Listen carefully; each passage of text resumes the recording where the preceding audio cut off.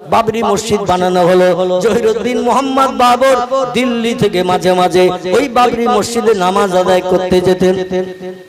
কারণ আমি বানিয়েছি মসজিদ, আর আমি যদি না যাই তাহলে মসজিদের তো মর্যাদা রক্ষা হবে না, ঠিক কিনা?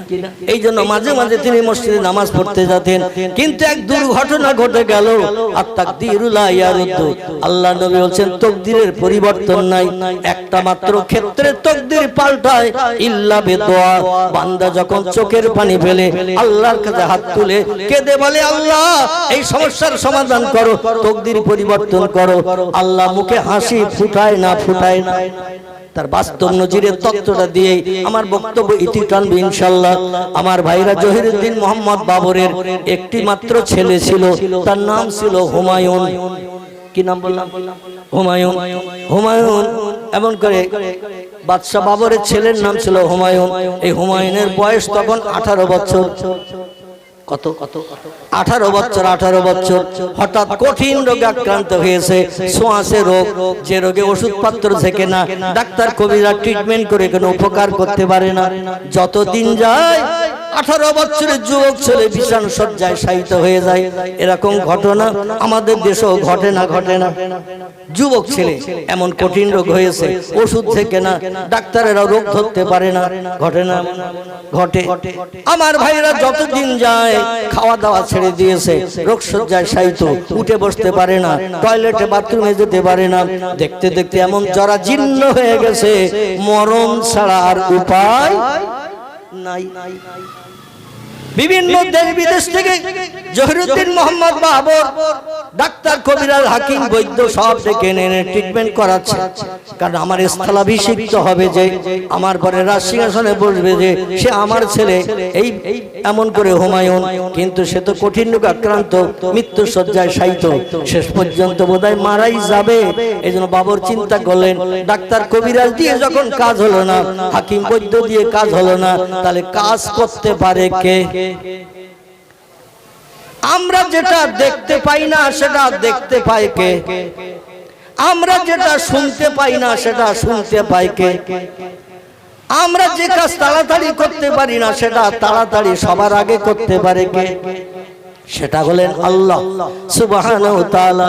বাবর চিন্তা করলো, দুনিয়ার ডাক্তার, কবিরাজ, হাকিম, বৈদ্য যখন সব ফেল হয়ে গেল, আমি আল্লাহর কাছে একটু কামনা করি, আল্লাহর কাছে সাহায্য চাই। কিন্তু সাহায্য চেতে গেলে আগে একটু আল্লাহর রেজামন্দি করতে হবে। আর রেজামন্দির উত্তম নাম হলো নামাজ। কি নাম? আফজলুল ইবাদাতি ইবাদাতিস সালাহ। জোরে বলুন আল্লাহু আকবার। তিরমিজি শরীফের হাদিস, আল্লাহ নবী বলছেন উত্তম ইবাদত, সবথেকে উত্তম ইবাদত, ভালো ইবাদতের নাম হলো নামাজ। কি নাম? নামাজ। উনি চিন্তা নিলেন ফজরের নামাজ পড়তে। সেই জহিরুদ্দিন মোহাম্মদ বাবরের হাতে গড়া বাবরি মসজিদে সূর্য নদীর কিনারায় সেখানে চলে গেছেন নামাজ আদায় করতে। ভোরবেলা একটু নামাজ পড়বো, ছেলের জন্য আল্লাহর কাছে চোখের পানিতে বুক ভাসিয়ে একটু দোয়া কামনা করবো।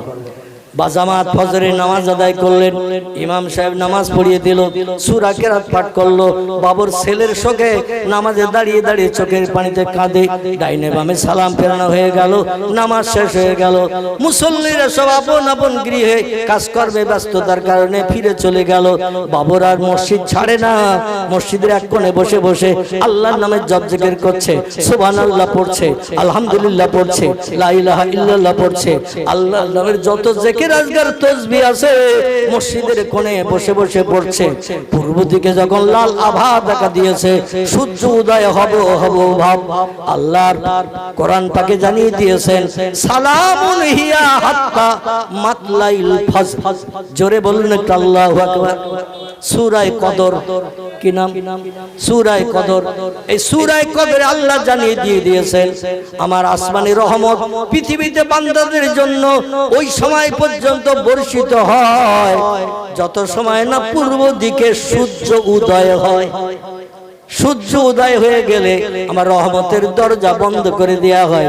এই সময়ে বাবর দোকানে হাত তুলে তাসবিহ তাহলিল পাঠ করে আল্লাহর দরবারে কাঁদিয়ে আর বলে, আল্লাহ তুমি তো সব জানো, আলিমুল গায়েব তুমি, সামিউল বাসির তুমি, যেমন তুমি দেখো তেমন তুমি শোনো।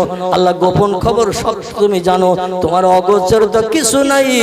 আজ দিল্লির রাজমসনদ ছেড়ে এই সূর্য নদীর কিনারায় বাবরি মসজিদে নামাজ আদায় করতে এসেছি কেবল তোমার রেজামন্দি হাসিলের জন্য। জোরে বলুন একটু সুবহানাল্লাহ। ও আল্লাহ, আমার দাবি চোখের পানি কবুল করো। ছেলের শোকে শোকাহত, আমার ছেলে বাবার সামনে মারা যাবে, বাপ কোনোদিন মেনে নিতে পারে না। ছেলের মরণ বাপ কোনোদিন মেনে নিতে পারে না ভাইরা আমার। কিন্তু আল্লাহ যদি মরণ দেয় মেনে নিতে হবে না, হবে না। ও আল্লাহ, আমি কি করে দেখবো আমার ছেলের মরণ, কি করে আমার ছেলেকে কবরস্থ করব? আয় আল্লাহ, তবে তোমার নবী জানিয়েছেন তকদিরের কোনো পরিবর্তন নাই। যার ভাগ্যে আল্লাহ যেটা জন্মের আগে লিখে দেয় সেটাই তার নসিবে জুটে যায়। আমি বুঝতে পেরেছি এই রোগে আক্রান্ত হয়ে আমার ছেলের মরণ হবে, এই রোগে আক্রান্ত হয়ে আমার ছেলের মরণ হবে। কারণ ওষুধ ঝেঁকে না, ওষুধ ঝেঁকে না, ডাক্তার কবিরাজে কোনো কাজ হয় না। ও আল্লাহ, তবে চোখের পানি কবুল করে তুমি তকদির পরিবর্তন করো, তোমার নবী জানিয়ে দিয়েছেন। এই জন্য চোখের পানিতে বুক ভাসিয়ে আল্লাহ তোমার কাছে আমি দোয়া চাই, দাবি করি, আমার ছেলের হায়াতটা যদি ওই রোগে মরণ হয় আল্লাহ ওই রোগটা তুমি আমারে দাও। কারে দাও? রোগটা আল্লাহ তুমি আমারে দাও। আর আমার যে বাকি হায়াত আছে জীবনে, ওই হায়াতটা আমার ছেলেরে তুমি দান করে দাও। আল্লাহ নবী বলছেন তিনটি দোয়া আল্লাহর দরবারে বিদ্যুতের মতো কবুল হয়। অন্য হাদিসে এসেছে আল্লাহ নবী বলছেন চারটি দোয়া বিদ্যুতের মতো আল্লাহর দরবারে কবুল হয়। এক নম্বরে দোয়া হলো বাপ মা যদি সন্তানের জন্য কোনো দোয়া করে আল্লাহ সে দোয়াটা বিদ্যুতের মতো কবুল করেন।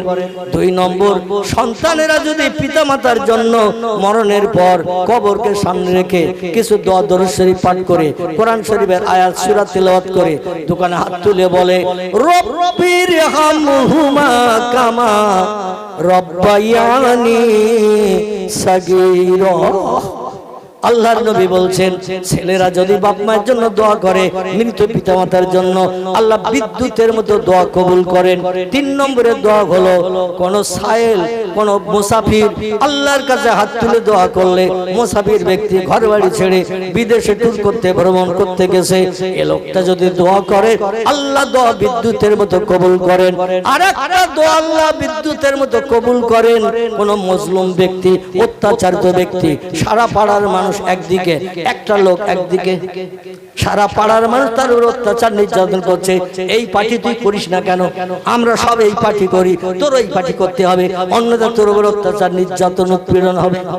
বর্তমানে চলছে না, চলছে না আমার ভাইরা? এই রকম মজলুম ব্যক্তি চোখের পানি ফেলে আল্লাহর কাছে যদি দোয়া করে আল্লাহ পাক মজলুমের চোখের পানি কবুল করে ওই এলাকায় আসমানি গজব নামিয়ে দিয়ে উচিত শিক্ষা দিয়ে দেয়। জোরে বলুন একটু সুবহানাল্লাহ। এই জন্য কোন অত্যাচারিত ব্যক্তির উপরে আমরা অত্যাচার করব না আমার ভাইরা, মজলুম ব্যক্তির উপরে কোনো অত্যাচার করব না, বরং তাকে সাহায্য করার চেষ্টা করব। সকলে বলুন আমিন। জহিরুদ্দিন মোহাম্মদ বাবরের চোখের পানি আল্লাহর দরবারে কবুল হয়ে গেল। বাবর বলল আল্লাহ ছেলের মরণ যদি এই রোগে তুমি তকদিরে লিখে রেখে থাকো, রোগ তো সারবে না, আল্লাহ ওই রোগটা তুমি আমারে দাও। আর আমার বাকি হায়াত যেটা রেখেছো আমার হায়াতটা আমার ছেলেরে তুমি দিয়ে দাও। আল্লাহ পাক বাবরের চোখের পানি বাবরি মসজিদে কবুল করার কারণে মসজিদ থেকে নামাজ পড়ে দোয়া করে চোখের পানি মুছতে মুছতে বাড়ি এসেছে মাত্র 8 দিন। কদিন? ঐতিহাসিক ইতিহাসে লিখেছেন মাত্র 8টা দিন সময় আল্লাহ নিলেন। 8 দিনের মাথায় এই রোগাক্রান্ত একেবারে দুস্থ রোগী উঠতে বসতে পারে না, হুমায়ুন সুস্থ হয়ে ঠেলে উঠলো। আর বাবর ওই রোগে আক্রান্ত হয়ে দুনিয়ার জমিন থেকে বিদায় নিয়েছিলেন। জোরে বলুন একটু সুবহানাল্লাহ। ভারতের ইতিহাসে লিপিবদ্ধ হয়েছে দিল্লির রাজমসনদে সব থেকে কম বয়সের মানুষ যিনি বসেছিলেন তিনি হলেন হুমায়ুন। মাত্র 18 বছর বয়সে হুমায়ুন সারা ভারতবর্ষের রাষ্ট্রনেতা হয়েছিলেন। জোরে বলুন একটু আমিন, একটু মহব্বতে কলেমার জিকির। লা ইলাহা ইল্লাল্লাহ, লা ইলাহা ইল্লাল্লাহ, লা ইলাহা ইল্লাল্লাহ, মুহাম্মাদুর রাসূলুল্লাহ।